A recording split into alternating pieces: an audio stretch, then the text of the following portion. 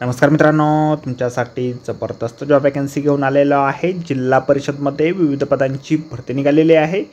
पगार तुम्हाला या ठिकाणी 17,000 रुपये ते 35,000 रुपयाच्या दरम्यान पोस्ट वाईज दिला जाईल।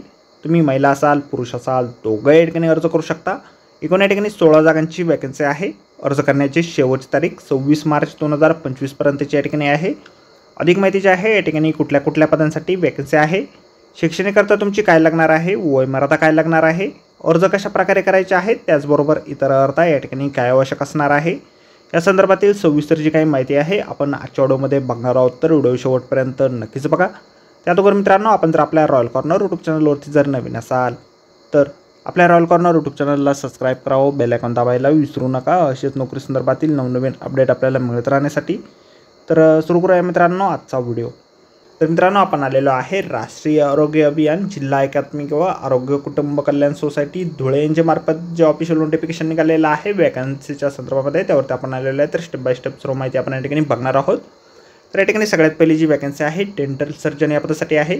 3 वॅकन्सी या ठिकाणी निघालेले आहे। MDS तुमचं झालेलं असेल किंवा BDS झालेलं असेल, 2 वर्षाचा अनुभव असेल तर 30,000 रुपये वेतन तुम्हाला दिलं जाईल। त्यानंतर प्रोग्राम मॅनेजर पब्लिक हेल्थसाठी 2 वॅकन्सी या ठिकाणी आहे। एनी मेडिकल ग्रॅज्युएट तुम्ही असाल, सोबत MPH MHA किंवा MBA हेल्थ केअरमध्ये झालेलं असेल, रिलेव्हंट प्रोग्रामिंग एक्सपिरियन्स असेल तर 35,000 रुपये वेतन तुम्हाला दिलं जाईल। त्यानंतर पुढील वॅकन्सी या ठिकाणी आहे मेडिकल ऑफिसर RBSK मेलसाठी 2 वॅकन्सी या ठिकाणी आहे।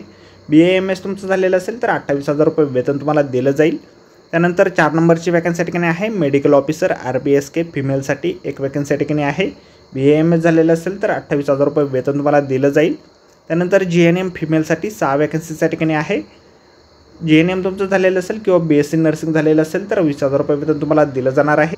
त्यानंतर पुढील वॅकन्सी ठिकाणी आहे प्रोग्राम असिस्टंटसाठी 1 वॅकन्सी ठिकाणी आहे। एनी ग्रॅज्युएट तुम्ही असाल, टायपिंग स्किल तुमचं मराठीमध्ये 30 शब्द प्रति मिनिट आणि इंग्रजीमध्ये 40 शब्द प्रति मिनिट या ठिकाणी असेल। MSc तुमचं झालेलं असेल तर 18,000 रुपये वेतन तुम्हाला दिलं जाणार आहे। फार्मासिस्ट पदासाठी 1 वॅकन्सी ठिकाणी आहे। B फार्म तुमचं झालेलं असेल तर 17,000 रुपये वेतन तुम्हाला दिलं जाईल।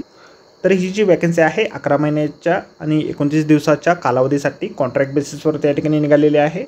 अर्ज जे आहेत त्या ठिकाणी 18 मार्च 2025 पासून सुरू झालेले आहेत आणि 26 मार्च 2025 पर्यंत 5 वाजेपर्यंत तुम्ही या ठिकाणी करू शकणार आहात।